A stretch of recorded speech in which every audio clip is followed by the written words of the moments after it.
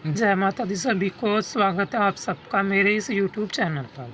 आज की इस वीडियो के अंदर हम चर्चा करेंगे कि माँ परीक्षाएं क्यों लेती है। तो चलिए वीडियो को शुरू करते हैं। अधिकतर ऐसा देखा गया है कि जिस भी व्यक्ति के ऊपर कोई भी सवारी आती है, माँ की या बाबा की, तो उसके बाद की उसकी लाइफ जो है वो चेंज होनी स्टार्ट हो जाती है। उसकी समस्याएं इतनी ज़्यादा बढ़नी शुरू हो जाती हैं, चारों तरफ से रास्ते बंद होने शुरू हो जाते हैं, घर के अंदर इतनी प्रॉब्लम्स आनी शुरू हो जाती हैं। तो इन सब का कारण क्या होता है? तो इसको माँ की परीक्षा ही कहा जाता है। अगर आपके ऊपर सचमुच में ही कोई सच्ची शक्ति आ रही है तो आपकी लाइफ के अंदर इतने ज़्यादा चेंजेस आते हैं, आपको उन चेंजेस से निकलना ही पड़ता है, उनका सामना करना ही पड़ता है। तो आप देखेंगे, अगर आप पहले आर्थिक स्थिति से बहुत ज़्यादा मजबूत थे, सबसे पहले आपकी आर्थिक स्थिति को ही कमज़ोर किया जाता है, क्योंकि जब पैसे ही नहीं होते, इंसान उसको इस तरह से समझिए, जैसे मान लीजिए आप पहले बहुत पैसे कमाते थे, आपको पैसों की वैल्यू का बिल्कुल भी नहीं पता था। तो अगर आपसे पैसे धीरे धीरे कम कर दिए जाएं तो आपको उसकी वैल्यू का पता चलना शुरू हो जाता है।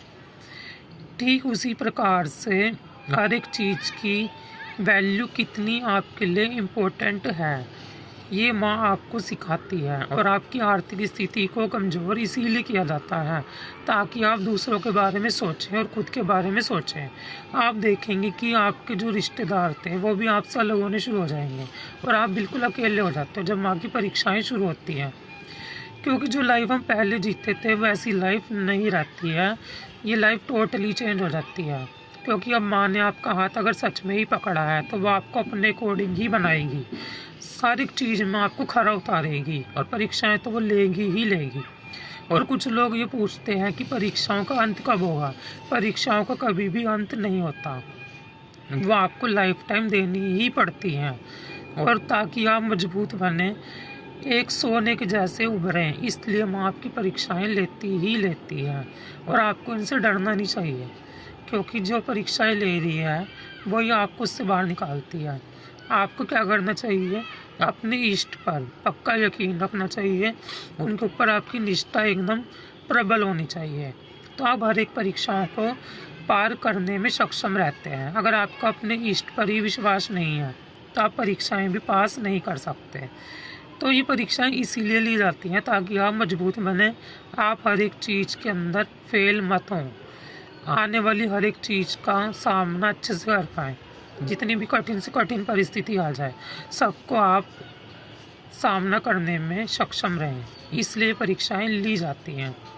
और माँ नहीं चाहती कि उनके बच्चे कमज़ोर हों। आपने देखा होगा कि माँ काली के जितने भी भगत हैं वो कभी किसी से डरते नहीं हैं, क्योंकि माँ काली से तो काल भी डरता है, मतलब काल को भी खाने वाली है। तो अपने बच्चों को वो इसीलिए इतना मजबूत बनाती है, ठोक पीट के परीक्षाएं लेती ही लेती है। और इससे हमें डरना नहीं चाहिए। इस तरह से परीक्षाएं होती हैं कि मान लीजिए नीचे आग लगी है और ऊपर बूंद बूंद कर कर पानी डाला जा रहा है, इस तरह से आपको परीक्षाएं देनी पड़ती हैं, क्योंकि लाइफ जीनी इतनी आसान नहीं रहती है। ताकि आप कुछ सीख सकें, हर एक चीज़ की इम्पोर्टेंस का आपको पता रहे, आपके लिए क्या ठीक है क्या गलत है। क्योंकि पहले तो आप किसी को भी अपना दोस्त बना लेते थे, कोई भी रिश्तेदार बन जाता था, और आपकी जो बात की स्थिति होती है उसमें आपके रिश्तेदार ही सबसे पहले दूर हो जाते हैं और दोस्त भी दूर हो जाते हैं। उनके असली चेहरे माँ ज़रूर दिखाती है।